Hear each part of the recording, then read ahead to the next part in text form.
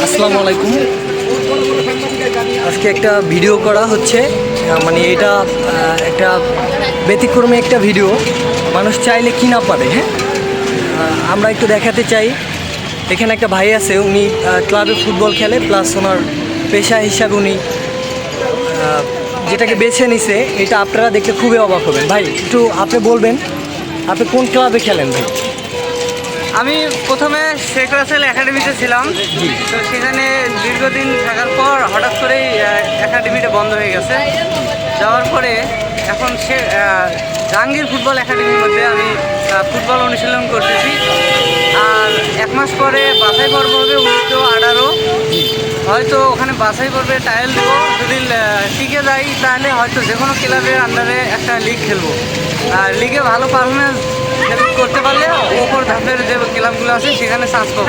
আচ্ছা ভাই, এখন আমি বলতে চাচ্ছি যে আপনি ফুটবল খেলতেছেন, পাশাপাশি এই যে চা বিক্রি করতে আসছেন আপনি, তাই না? হ্যাঁ, এই তো আমার চা দোকানটা দেখেন। আচ্ছা, আপনি চা বিক্রি করতেছেন, আমরা একটু দেখাই।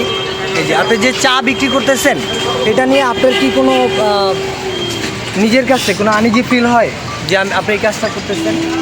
আমার কাছে ওইরকম কোনো ফিল হয় না। আমার কাছে শুধু একটাই ফিল হয়, সেটা হলো আমার আত্মবিশ্বাস আছে। আর এই যে ঢাকা শহরে থাকতে গেলে অনেক খরচা, বাসা ভাড়া এবং নিজের খরচ চালানোর জন্য পার্ট টাইম আমি এই চাটা বেশি টিকে আছি ঢাকা শহরে। আর ফ্যামিলি আর পরিবার থেকে একটু চাপ আর কি সহ্য করতে হয়। তারা বলে যে ফুটবল খেলে কিছু হবে না, তুমি চাকরি নাও আর ফ্যামিলি দেখো, এটা বলতেছে আর কি, চাপ সৃষ্টি করতেছে। তারপরে আমি চেষ্টা করতেছি, দেখি পাশাপাশি কি করা যায়।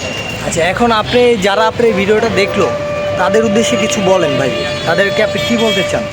তাদের উদ্দেশ্যে আমি আমার স্বল্পজ্ঞানে একটা কথাই বলবো, তা হচ্ছে আপনাদের যদি কোনো চাহিদা বা স্বপ্ন থেকে যায় সেটার প্রতি ফোকাস দেন, একটু চেষ্টা করুন, যে করিয়ে হোক আপনার চেষ্টাটাকে একটু মূল্যায়ন করুন। কেননা আপনার বয়স থেমে থাকবে না। বয়সের প্রেক্ষাপটে আপনি এই বয়সটা হারিয়ে গেলে আর এই স্বপ্নটা পূরণ করতে পারবেন না, তো অসহায় থেকে যাবে। তাই আপনি চেষ্টা করুন, সফল হলে সবাইকে নিয়ে বাঁচুন, আর ব্যর্থ হলে আপনি নিজেকেই প্রশ্ন সুরে ফেলুন যে আমি চেষ্টা করেছি, আমি পারিনি, ব্যর্থ হয়েছি, তো আমার করার কিছু নেই। এই আর আপনার আইডি কার্ডটা কি ভাই? হ্যাঁ, আইডি কার্ডে আমার ছবি দেওয়া আছে। আমি ফুটবল খেলি, আর ফুটবলের যে বাবুয়ে ফেডারেশন থেকে যে একটা ফিতে দিয়েছিল সেটা আছে আমার কাছে। জি ভাই, ধন্যবাদ, আপনার জন্য দোয়া রইল। হ্যাঁ, আমাদের ধন্যবাদ আমার এত সুন্দর একটা ভিডিও করার জন্য। ঠিক আছে ভাই, ভালো থাকবেন। আসসালামু আলাইকুম।